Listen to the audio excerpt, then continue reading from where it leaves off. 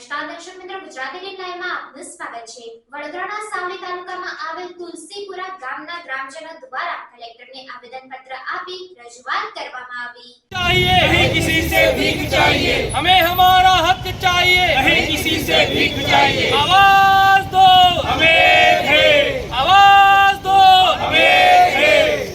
સાવલી તાલુકાના તુલસીપુરા ગામની ઓળખ ખતમ કરવાનો પ્રયત્ન કરવામાં આવી રહ્યો છે, જેને બચાવવા માટે ગામના સરપંચ તેમજ ગ્રામજનો દ્વારા કલેક્ટરને આવેદનપત્ર આપી રજૂઆત કરવામાં આવી છે કે જે તે સમયના તલાટી સરપંચ દ્વારા ભૂલો કરવામાં આવી હતી, જેના કારણે આદિવાસી સમાજ હાલમાં ભોગ બની રહ્યું છે।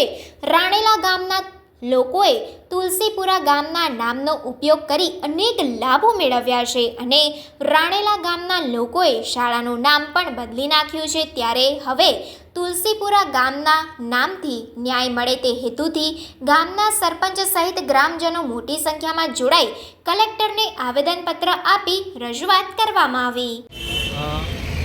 તાલુકો સાવલી, જિલ્લો વડોદરા, તુલસીપુરા ગ્રામ પંચાયતમાં સરપંચ તરીકે છેલ્લા 2 વર્ષથી ફરજ નિભાવું છું। કયા વિષયની જાણેલો પત્ર લેવા?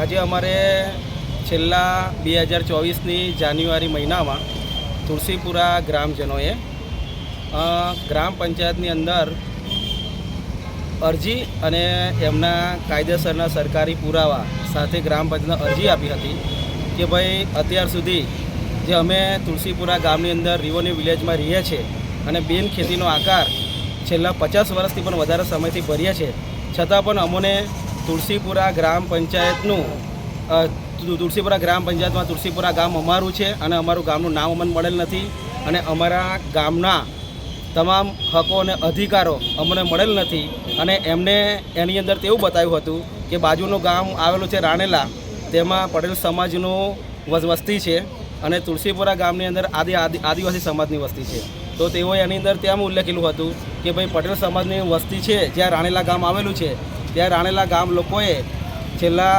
30-40 વર્ષ પહેલાં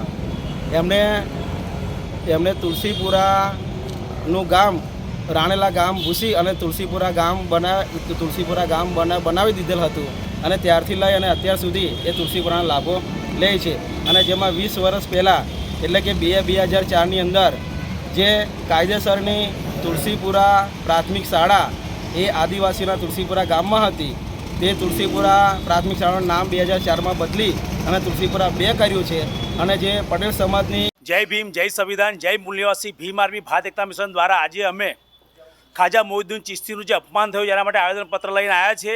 આ ભારત દેશ ધર્મનિરપેક્ષ દેશ છે અને ધર્મનિરપેક્ષ દેશ બનાવી રાખવાની દરેક ભારતીયની નાગરિકની જવાબદારી છે, પણ કંઈક જાતિવાદી કીડાઓ વારંવાર આવી ઉત્પીડનજનક ભાષણ આપતા હોય છે, જેની અમે ઘોર નિંદા કરીએ છીએ। કલેક્ટર સાહેબને અત્યારે અમે કહેવા માટે આવ્યા છે કે જો આવા માણસ પર કાયદેસર કાર્યવાહી નહીં થાય તો આવનારા સમયમાં આખા ભારતની અંદર રાષ્ટ્રવ્યાપી આંદોલન થશે। જ્યારે પણ ભારતના અંદર જ્યારે હિન્દુ મુસ્લિમ દંગાઓ થાય છે ત્યારે આવા જાતિવાદી કીડાઓના માનસિકતા લીધે થઈ રહ્યા છે, એટલે તાત્કાલિક ધોરણે આવા લોકોને જેલના સળિયાની પાછળ નાખવા જેવી અમારી સખત માગણી છે।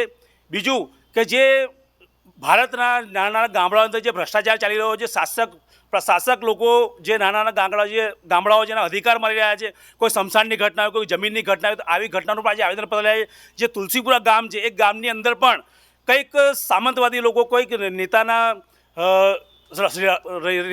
રિશ્તેદાર લોકો પણ આજે એક ગામના બધા હક અધિકારો મારી રહ્યા છે। એના માટે પણ અમે કલેક્ટર સાહેબને કહેવા માટે કે વારંવાર આવા ભ્રષ્ટાચાર હવે ચરમસીમા પર છે, તો આ ભ્રષ્ટાચાર પર પણ તમારા એને પર કમાન તમારે કસવી પડશે, નકર આ દેશ કોઈના ગરીબ માટેનો અધિકારો દેશ નહીં રહે। એટલા માટે આજે અમારે સખત વિરોધ છે અને સાહેબને કહીશું કે અમારા હક જલ્દીથી મળે એવી અમારી માગણી છે।